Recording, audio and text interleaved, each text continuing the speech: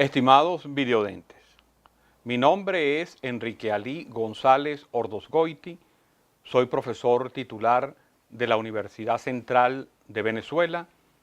coordinador general del Centro de Investigaciones Socioculturales de Venezuela, CISCUVE,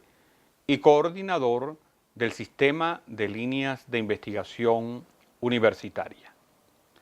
Queremos compartir con ustedes el estado actual de nuestra investigación sobre el tema religiones afroamericanas negras o lo afro en las religiones americanas. Primero, diferencias entre religiones afroamericanas negras y lo afro en las religiones americanas. Todo lo primero está incorporado en lo segundo, pero este abarca otras cosas adicionales al primero, es decir, elementos de las religiones afroamericanas negras están presentes en lo afro en las religiones americanas,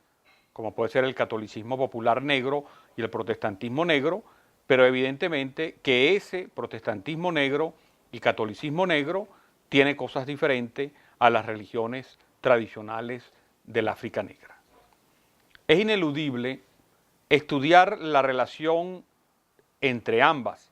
entre las religiones afroamericanas negras tradicionales y lo afro en las religiones americanas, tanto con las religiones populares como con las religiosidades populares, para poder comprender el contexto social en el que se realizan. Es decir, tenemos que estudiar esa doble vinculación con religiones más propiamente afroamericanas negras, como puede ser la santería, pero también estudiarla en el catolicismo negro. Y vamos a encontrar, evidentemente, procesos diferentes, pero que tienen algunos puntos en común que son necesarios destacar para su mejor comprensión. En segundo lugar, queremos señalar solo algunos elementos del contexto histórico para comprender las religiones afroamericanas negras tradicionales y lo afro en las religiones americanas. Como se trata de una vinculación entre dos continentes, es lógico que pensemos entonces en cómo se iban dando estos procesos en ambos continentes. En el caso de África, debemos entender que hay unos procesos que comenzaron a desarrollarse desde la disolución del imperio egipcio hasta el siglo XV. Es decir, estamos hablando de alrededor de 1200, 1300 años, todo el proceso que llevó desde el desmembramiento del imperio egipcio hasta el siglo XV, cuando comienza la trata atlántica. Aunque también habría que tomar en cuenta, si nosotros queremos insistir, es en la visión desde África, en el siglo VII, cuando comienza la trata índica, que es la trata musulmana. Mientras la trata atlántica es la realizada por países cristianos, la trata índica, que iba a través del Océano Índico, es realizada por los países musulmanes. Solo lo señalamos de pasada porque, aunque no es nuestro tema, porque estamos tratando el proceso atlántico, sí es bueno al señalar algunas de estas evidencias de contacto, porque es lo que va a explicar cómo algunas religiones afroamericanas tradicionales ya venían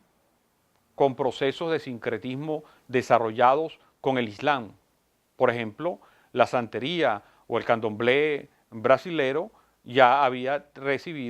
estado en contacto con los musulmanes y se había efectuado un cierto proceso de sincretismo en la propia África negra. Dentro de este proceso, queremos, que es el de la disolución del imperio egipcio hasta el siglo XV, queremos destacar el papel de las migraciones hacia el África negra, porque cuando Egipto desaparece como imperio, comienza una migración de gran parte de su población que se van internando en el Sahara o Sáhara, en términos árabes, y van incorporándose y llegando hasta el África negra. Por ejemplo, Hay evidencias, eso lo hemos tratado o lo vamos a tratar en otra videoconferencia, de cómo el tronco bantú comenzó a migrar desde el siglo V a.C., partiendo de lugares donde el imperio egipcio se había desarrollado, comenzó su proceso de migración que luego llegaría a lo que hoy conocemos como la región del Congo, de Angola, etc.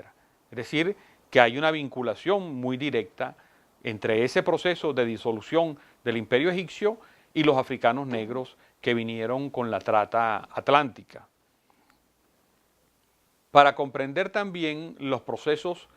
de sincretismo que se comenzaron a realizar en la propia África, tenemos que tomar conciencia de la introducción del cristianismo en el norte de África y luego la introducción del Islam en el norte y en el este, porque eso nos permite afirmar que gran parte de las religiones afroamericanas tradicionales que vinieron a América ya habían tenido contactos muy grandes con el cristianismo o con el Islam. En algunos casos ya se habían producido procesos de sincretismo, en otros habían diálogos, pero en tal caso no eran desconocidos para un número importante de los que vinieron como esclavos negros de África para acá. Sobre todo que nos interesa eliminar ese lugar común que afirma que prácticamente los esclavos que llegaron aquí del África negra venían solamente con sus religiones africanas tradicionales, que incluso en algunos casos supuestamente ninguno sabía leer. Eso no es así, ya se habían producido contactos y algunos de esos esclavos, especialmente por ejemplo los de origen mandinga, ya tenían un contacto, ya habían sido incluso islamizados, y los de origen yoruba se habían producido procesos sincréticos con el Islam,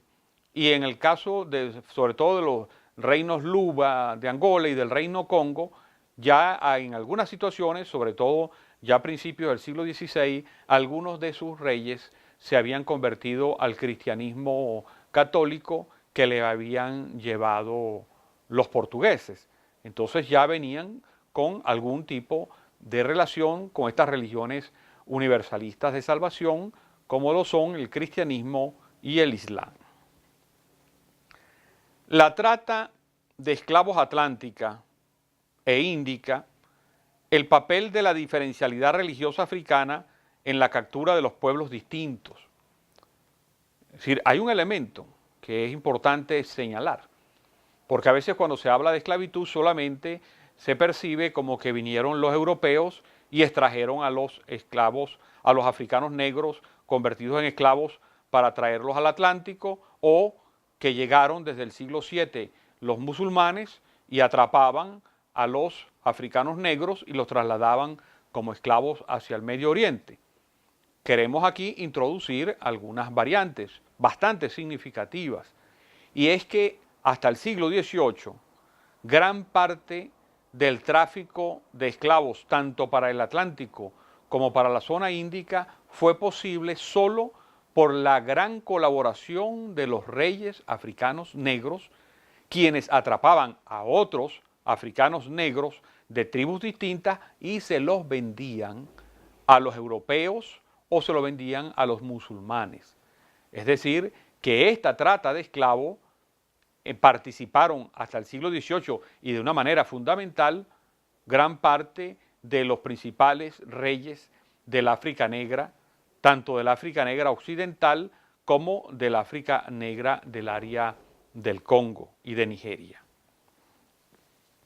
Y que en algunos casos esa trata se llevaba a cabo